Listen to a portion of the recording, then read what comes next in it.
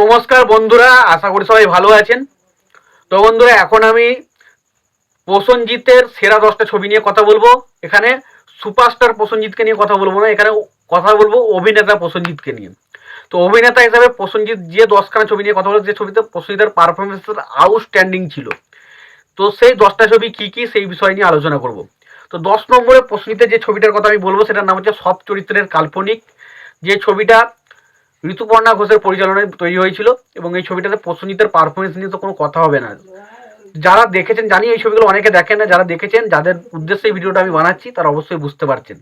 তো আমি আর বেশি কিছু বলতে চাই না, ছবির গল্প সম্পর্কে সেরকম কিছু বলবো না, শুধু বলবো কোন 10টা ছবি, সেগুলো এক এক করে বলবো, এবং ছবির পরিচালকের নাম কারা কারা ছিল সেটা বলে দেবো।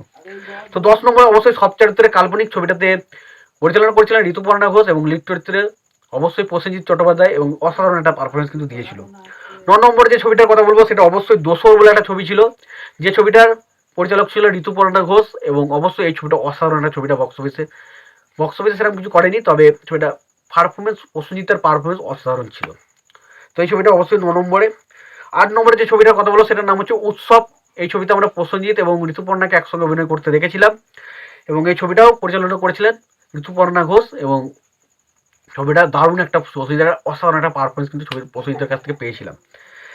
7 নম্বরে দুটো ছবি রয়েছে, একটা হচ্ছে শেষ পাতা এবং একটা হচ্ছে জ্যেষ্ঠ পুত্র। শেষ পাতা কিছুদিন আগে রিলিজ করেছিল, এবং সেখানে আমরা একটা প্রসেনজিৎকে একটা মানে কবির ক্যারেক্টারে পেয়েছিলাম, অসাধারণ লেগেছিল। এবং জ্যেষ্ঠ পুত্র ছবিতে আমরা প্রসেনজিৎ এবং ঋত্বিক চক্রবর্তীকে একসঙ্গে অভিনয় করতে দেখি, এবং কৌশিক সেনের মানে কৌশিক গাঙ্গুলির ছবি, এবং ডেফিনেটলি ছবিটা দারুণ ছিল, এবং ছবিটা অবশ্যই দারুণ একটা ছবি, এবং সেই ছবিটা কিন্তু আমার খুব ভালো লাগে। তো ডেফিনেটলি প্রসেনজিতের পারফরমেন্স এই ছবিতে অসাধারণ ছিল।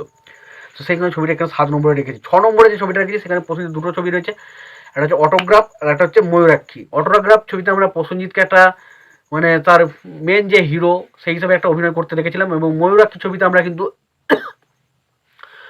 মানে প্রসেনজিৎ এবং সৌমিত্র চট্টোপাধ্যায়কে একসঙ্গে অভিনয় করতে দেখেছিলাম। ডেফিনেটলি ছবিটা দারুণ একটা ছবি ছিল, এবং বক্স অফিসের বিচারে বক্স অফিসে সেরকম কিছু অটোগ্রাফ ছবিটা দারুণ সাকসেসফুল হলো, ময়ূরাক্ষী সেরকমভাবে সাকসেসফুল হয় না, বাট প্রসেনজিতের পারফরমেন্স দুটো ছবিতে কিন্তু অসাধারণ ছিল।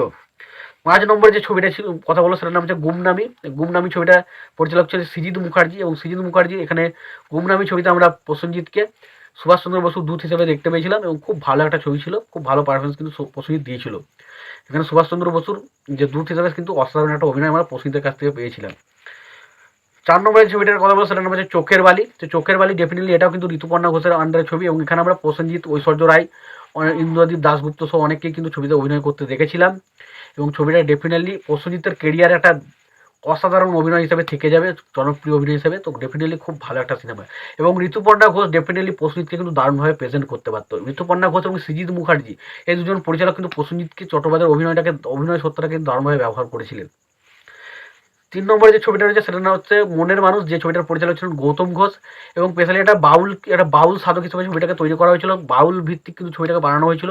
ছবির মধ্যে গানগুলো খুব ভালো ছিল, ছবির মধ্যে একটা অন্যরকম হাইপ ছিল, খুব ভালো একটা সিনেমা, এবং ছবিটা বক্স অফিসেও দারুণভাবে সফল হয়েছিল, এবং ছবিটা অনেক ন্যাশনাল অ্যাওয়ার্ডও কিন্তু পেয়েছিল। মনের মানুষ ডেফিনেটলি প্রসেনজিতের একটা অন্যরকম ক্যারেক্টার সে পেয়েছিল, ছবিটা দারুণ ছবি ছিল। তো ডেফিনেটলি এই ছবিটা মানে প্রসেনজিতের সেরা ছবিগুলোর মধ্যে একটা থেকে যাবে। 2 নম্বরে যে ছবিটার কথা বলো, সেটার নাম হচ্ছে জাতিস্বর। তো জাতিস্বর ছবিতেও মানে পরিচালক ছিলেন হচ্ছে সৃজিত মুখার্জি, এবং এই ছবিটা প্রসেনজিতের একটা খুব অন্যরকম ছবি, আমরা ক্যারেক্টার অন্যরকম প্লে করতে দেখেছিলাম। তো এই ছবিটা খুব ভালো একটা সিনেমা, ডেফিনেটলি আমার খুব পছন্দ লাগে। এবং নাম্বার 1-এ যে ছবিটা গেছি, সেটার নাম হচ্ছে অবশ্যই 22শে শ্রাবণ, এবং 22শে শ্রাবণ ছবিটা আমার খুব ভালো লাগে, এবং 22শে শ্রাবণ ছবিটার মাধ্যমে প্রসেনজিৎ একটা অন্যরকম ক্যারেক্টার সে প্লে করেছিল, এখানে পুলিশের একটা ক্যারেক্টার প্লে করেছিল, এবং এই ছবিটাতে একটা থ্রিলার ছবিতে আমরা প্রসেনজিৎকে প্রথম অভিনয় করতে দেখেছিলাম। খুব ভালো একটা সিনেমা, এবং সৃজিত মুখার্জি বলছি না, প্রসেনজিৎকে দারুণভাবে ইউজ করতে পারতো। তো স্পাইস শ্রাবণ অসাধারণ একটা সিনেমা ছিল। তো এই ছবিতেও প্রসেনজিতের পারফরমেন্স টপ নচ ছিল। তো এই ছিল আমার প্রসেনজিতের দেখা সেরা 10টা অভিনেতা, প্রসেনজিৎ হিসেবে সেরা 10টা ছবি। তো তোমাদের কোন কোন ছবিগুলো সেরা 10টা লাগে অবশ্যই জানিও। আর তোমাদের যদি ভিডিওটি পছন্দ হয় অবশ্যই লাইক, কমেন্ট, শেয়ার করে দিও। চ্যানেলটা নতুন হয়ে থাকলে অবশ্যই চ্যানেল সাবস্ক্রাইব করে নিয়ে পাশে বেল আইকনটা অবশ্যই প্রেস করে দিও। ভালো থেকে সুস্থ থেকে দেখাচ্ছে পরে ভিডিওতে।